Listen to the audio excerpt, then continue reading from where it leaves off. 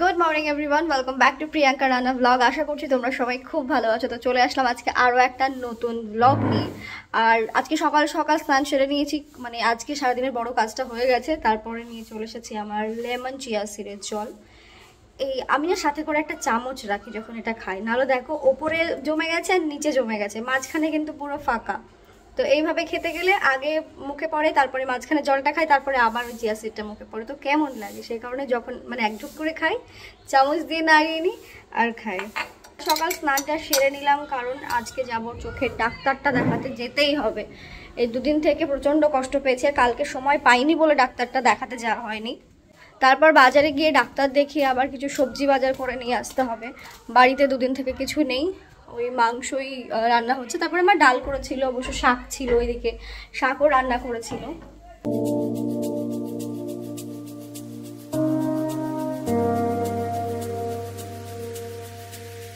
তো বাড়ি থেকে বেরিয়ে এসে ডাক্তার দেখানো হয়ে গেল। ডাক্তার আমাকে বললো আমার চোখে নাকি ইদানিং একটু অ্যালার্জির সমস্যা হয়েছে, মানে অ্যালার্জি হয়েছে।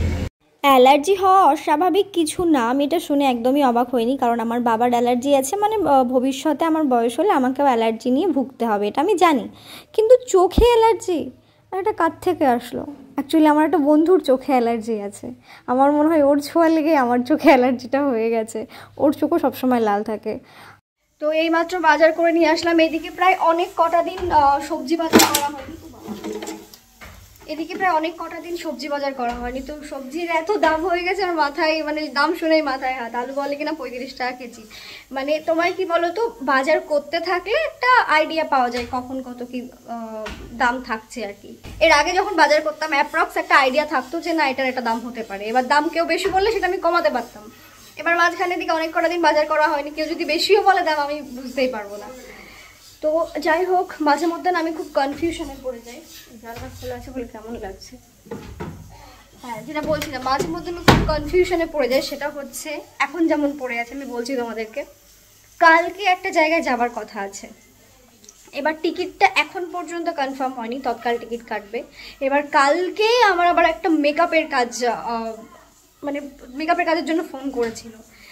এবার আমি এই জায়গাতে কনফিউশনে পড়ে গেছি যে আমার অবশ্য সত্যি কথা বলতে কাজটা খুব ইম্পর্ট্যান্ট। এবার ওখানেও আমি বারণ করতে পারছি না, মানে যদি যা হয় তাহলে আমি বারণ করতে পারবো না। ভগবান করে যেন কালকে না যাওয়া হয়, আমার কাজটা যেন হয়, মানে কাজটা আমার কাছে খুব ইম্পর্ট্যান্ট। কথাটা শোনার পর হয়তো তোমরা বলবে যে তাহলে যখন কাজটা ইম্পর্ট্যান্ট তাহলে কাজটা করো, ওখানে বারণ করে দাও। এবার ওখানেও এমন সিচুয়েশন হয়ে আছে, আমি এই মুহূর্তে হুট করে বারণ করতে পারবো না। মাঝে মধ্যে এরকম সিচুয়েশন কেন হয়? আর মেকআপের বুকিং কেন আগে থেকে করে না এরা? কালকে বিয়ার আজকে ফোন করে বলছে যে দিদি আমি তোমার কাছে সাজতে চাই। এটা কি হয় বলো তো? তো এখন পর্যন্ত আমি কি করবো বুঝতে পারছি না। বেলা 12টা বাজলে তারপরে আমি একটু কনফার্ম হতে পারবো। তো দেখি কি হয়। এখন খুব একটু চাপের মধ্যে থাকবে।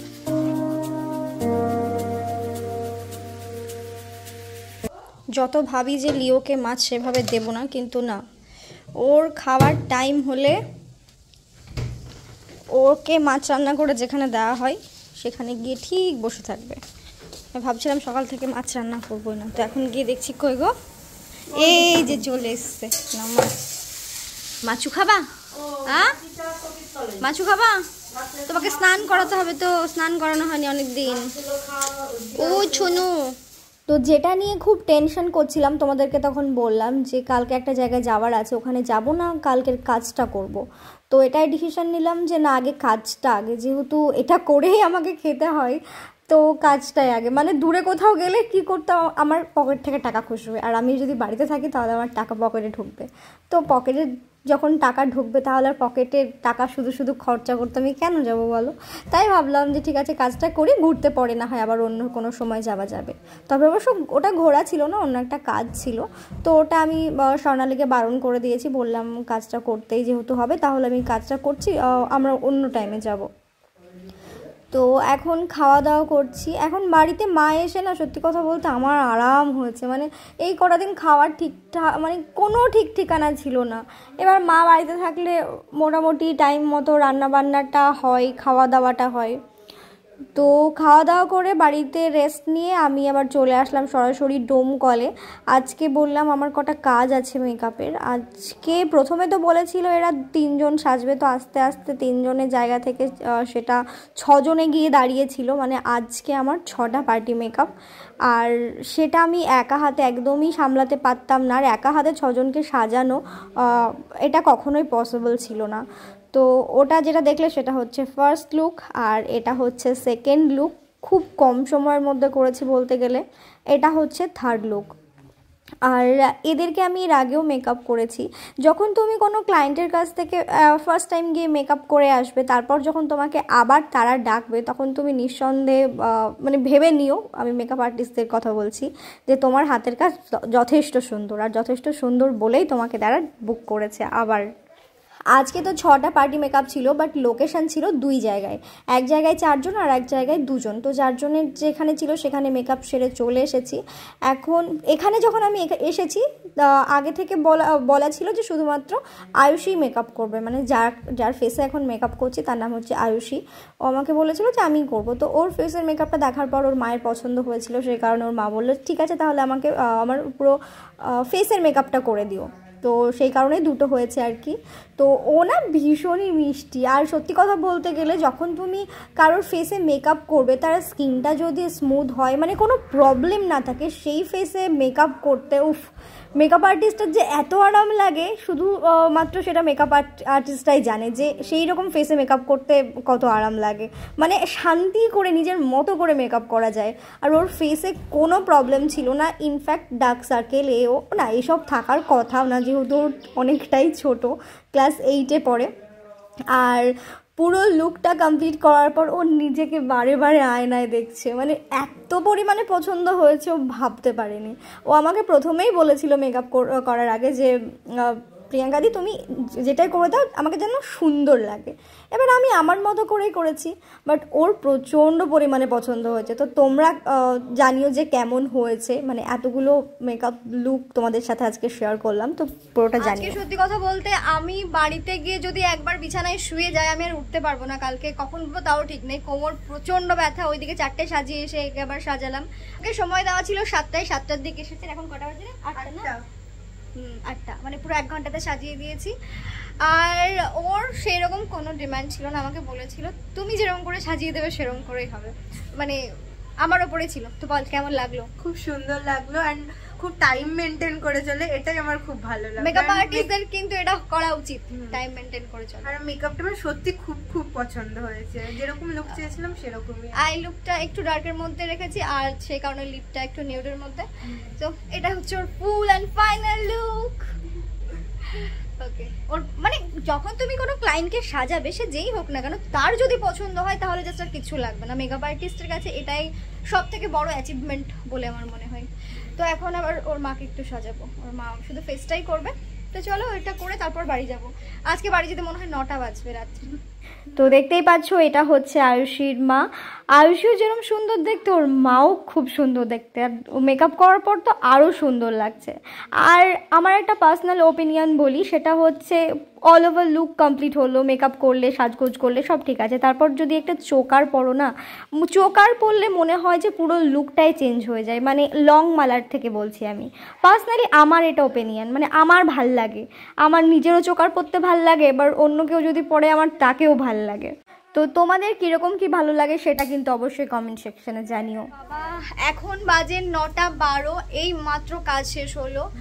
আমার সত্যি বলতে গেলে একই কথা বলছি, কোমর পুরো ধরে গেছে। আর আজকে আমাকে অ্যাসিস্ট করেছে হচ্ছে অনু। ও সত্যি কথা বলতে ও না থাকলে আমার পক্ষে 6 জনকে সাজানো একদমই মানে পসিবল ছিল না।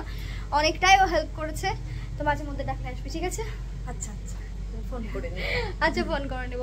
তো এখন ওকে ডোমকলে, যেহেতু ওর বাড়ি, ওকে ডোমকলে রেখে তারপর আমি এবার বাড়ি যাব। বাড়িতে গিয়ে তোমাদের সাথে কথা হচ্ছে। The next day.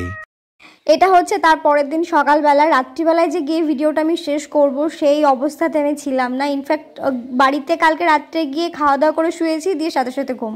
তারপর সকালবেলায় উঠে আবারও একটা ব্রাইডাল মেকআপের কাজ ছিল, সেটা অবশ্য আমাদের বাড়ির এখানেই।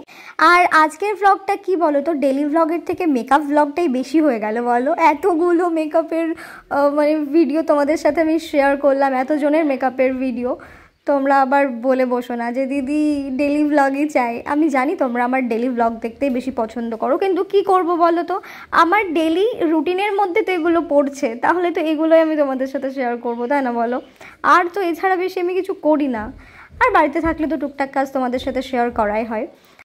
আর এই যে দেখতে পাচ্ছ, এটা হচ্ছে আজকের মিষ্টি ব্রাইড, মানে নাম হচ্ছে মুক্তা।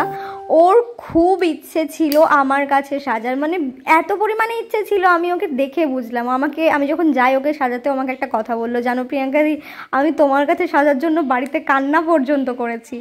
তো এই কথাটা শোনার পর না আমার এত ভালো লাগছিল, জাস্ট বলে বোঝাতে পারবো না। তো এটাই হচ্ছে full and final look. But আমি যখন ভিডিওটা করি কারেন্ট চলে গেছিলো, তো ফ্ল্যাশ জ্বালিয়ে ভিডিওটা করা হয়েছে, সেই কারণে একটু কেমন লাগছে। বাট ওর ভীষণ পছন্দ হয়েছে। এই কটা দিন আমি কাজ নিয়ে এতটাই ব্যস্ত ছিলাম যে আমার আদার্স কিছু মাথার মধ্যে আসছিলই না। তো আমি চাই ভগবানের কাছে এটাই, যে আমাকে যেন এরকম কাজের মধ্যে সবসময় ব্যস্ত রাখে, তাহলে আমার আদার্স চিন্তাভাবনা কিছু মাথায় আসবে না। তো তারপর একটা কথা মনে হয় যে তোমার মনের মধ্যে যেটা আছে সেটা আমার মনে হয় যে হাজার কাজের মাঝে থাকলেও কিন্তু সেই জিনিসটা মাথায় আসে। মানে আমার তো হয়, এই যে আমি এত কাজের মধ্যে ব্যস্ত ছিলাম, তবুও কোথাও না কোথাও গিয়ে মাথায় চলে আসছিল। মানে আমরা এই যে আমাকে যারা দেখো তোমরা ইউটিউবে, ক্যামেরার ওই পারে তো আমাকে দেখছো, এবার আমি যেটুকু দেখাচ্ছি, যেভাবে হেসে খেলে তোমাদের সাথে ভিডিও বানাচ্ছি, সেইটুকুই কিন্তু তোমরা দেখছো। আদার্স ভেতরে কি হচ্ছে না হচ্ছে সেটা যতক্ষণ না আমি বলছি, বা যতক্ষণ না তোমরা অন্য কাউকে বলছো, সেটা কিন্তু কেউ বুঝতে পারবে না। তো আদৌ কি আমরা সবাই ভালো থাকি? আমার তো মনে হয় যে না, আমরা মনের দিক থেকে সত্যিই কেউ ভালো থাকি না, সবসময় ভালো থাকার অভিনয়টা করে যাই, এটাই ব্যাস। আমার মা ওইদিকে কাজ করছে। হ্যাঁ, তুই স্নান কখন করবো বলো তো? অনেক বাজে, কটা বাজে? 3:30। আমার মা এখন জলে বৃষ্টিতে ভিজে ভিজে ওইদিকে কাজ করছে। মানে বৃষ্টি হয়েছে, এবার ওই দিকটা তো জঙ্গল হয়েছিল, বাড়ির ওই পিছন দিকটা। এবার বৃষ্টি হলে মাটিটা নরম হলে কি হয়, ঘাসগুলো এমনি এমনি উঠে আসে, সেই কারণে মা এখন জলে ভিজে ভিজে ওই সব করছে, বুঝলে? এই সব কাজগুলো না আমার মা ছাড়া কেউ করতে পারবে না। আমাদের বাড়িতে মেম্বার হচ্ছে এখন আমরা 4 জন, আমি, মা, বাবা, লিও। এবার মাকে বাদ দিয়ে আমরা 3 জন, লতাকে ছাড়া আমরা সবাই অন্ধ। লতিকা সরকারকে ছাড়া আমরা সবাই অন্ধ। আমি অন্ধ, বাবা অন্ধ, লিও অন্ধ। লিও তো কি বলছি, কদিন মা বাড়িতে ছিল না, লিও আমি যখন বাড়িতে আসতাম বাজার থেকে, তখন দেখতাম এই বাক্সের তলায়, চৌকির তলায় শুয়ে আছে। এখন যখন এসে দেখি এইখানে খেলা করছে, ওই কোণায় খেলা করছে, ছোটাছুটি করছে, মানে ওর ভীষণ আনন্দ হয়ে গেছে। তো সত্যি বাড়িতে যদি একটা মানুষ না থাকে তাহলে একটু কেমনই লাগে। তো যাই হোক, আমি মেকআপের কাজ ছেড়ে বাড়ি চলে এসে স্নান টান করে খাওয়া দাওয়া করে ভিডিও এডিট করছিলাম এতক্ষণ। তো ভাবলাম ভিডিওটা শেষ করতে হবে, শেষ করা হয়নি। তো চলো আজকের ভিডিওটা এই পর্যন্ত শেষ করছি। সবাই ভালো থেকো, সুস্থ থেকো, সাবধানে থেকো। দেখা হচ্ছে তোমাদের সাথে নেক্সট কোনো আরেকটা ব্লগে। ততক্ষণ পর্যন্ত সবাই ভালো থেকো, টাটা।